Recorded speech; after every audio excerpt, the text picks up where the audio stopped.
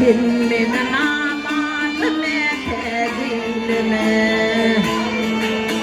Hazinandın bir gün benim rıhtımı Dinler metedilme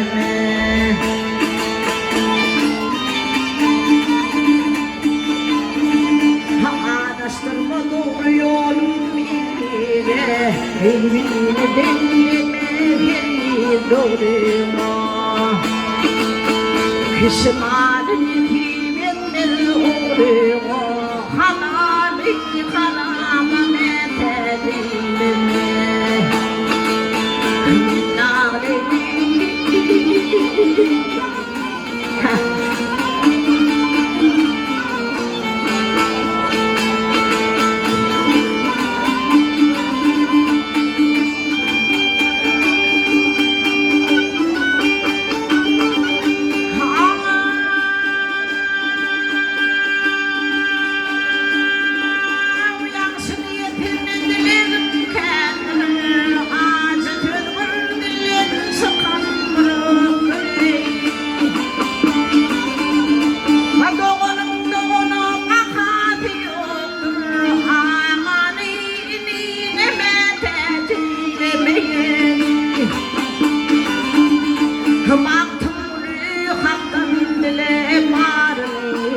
Diler bolsun diler imanım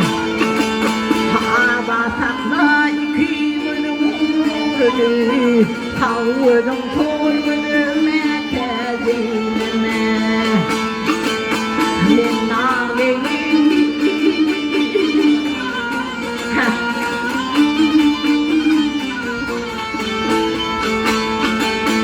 Doğunu